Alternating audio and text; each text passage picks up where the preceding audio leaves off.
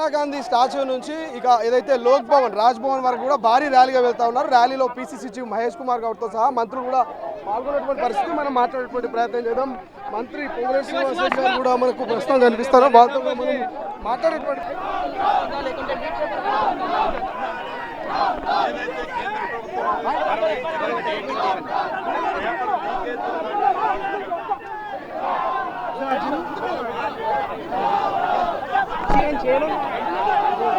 MLA దానం నాగేంద్ర అన్నారు, మాట్లాడే ప్రయత్నం చేద్దాం. ఎట్లా చూస్తారు దానం నాగేంద్ర? రాహుల్ గాంధీ ముక్కులో నుంచి బ్లడ్ వస్తుంది, ఎట్లా చూస్తారు? ఇప్పుడు ఒక లీడర్ ఆఫ్ ది ఆపోజిషన్ని నిర్దాక్షిణ్యంగా రోడ్డు మీద లాక్కెళ్ళి మరి ప్రజాస్వామ్యాన్ని నడి రోడ్డు మీద, అంటే భారతదేశ రాజధానిలో ప్రజాస్వామ్యాన్ని కూని జరిగింది.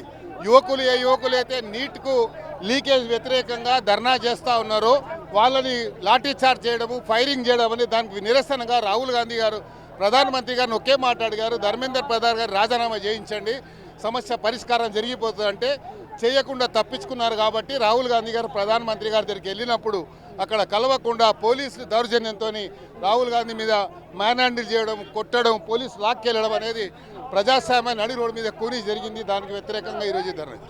నెల రోజుల కిందట నీట్ పేపర్ లీకేజ్ అయితే రాహుల్ గాంధీ వాళ్ళ రచ్చ చేస్తున్నాడు, కావాలని నిరుద్యోగుల్ని రెచ్చగొడుతున్నాడు అనేది బీజేపీ నేతల స్టేట్మెంట్. రోజుల నుండి ప్రతి సందర్భంలో భారతదేశంలో రాహుల్ గాంధీ ఎక్కడ పర్యటించినా ఇదే మాట చెప్తా ఉన్నాడు, ధర్మేందర్ ప్రధాన్ రాజీనామా చేయాలని.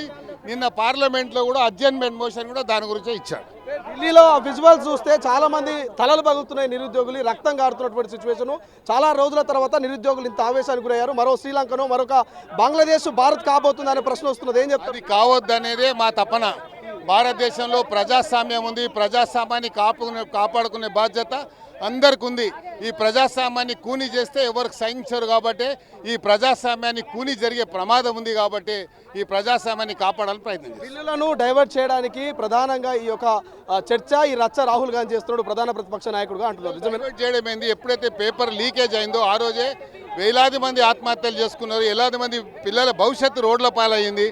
ఏ ఉద్దేశంతో నెలల తరబడి చదువుకున్నటువంటి పిల్లలు నీటు మరి లీకేజ్ వల్ల ఎంతమంది భవిష్యత్ పాడైంది అనేది దేశ ప్రధానమంత్రి గారు ధర్మేంద్ర ప్రధాన్ గారు చెప్పారు. నిరసన ఎప్పటిదాకా ఉంటుంది, ఎక్కడ దాకా ఉంటుంది? ఇది నిరంతరం కొనసాగే నిరసన.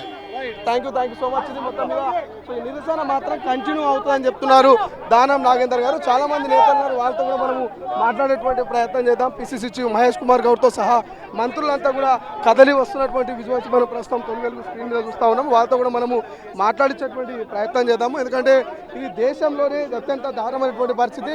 ప్రధాన ప్రతిపక్ష నేత రాహుల్ గాంధీ మీద దాడి చేయడము సరైనటువంటి పద్ధతి కాదంటూ కూడా చెప్తున్నటువంటి సిచ్యువేషన్ అయితే మనకు కనిపిస్తుంది. సో ఒకసారి మనము కాంగ్రెస్ పార్టీకి సంబంధించినటువంటి నేతలు ఉన్నారు, వారితో కూడా మనం ఒకసారి మాట్లాడేటువంటి ప్రయత్నం చేద్దాము. ఇటు పిసిసి చీఫ్ ఆధ్వర్యంలో కాంగ్రెస్ పార్టీ భారీ ర్యాలీగా అయితే వెళ్తున్నటువంటి విజువల్స్ ప్రస్తుతం మనము తొలి స్క్రీన్ మీద చూస్తున్నాము.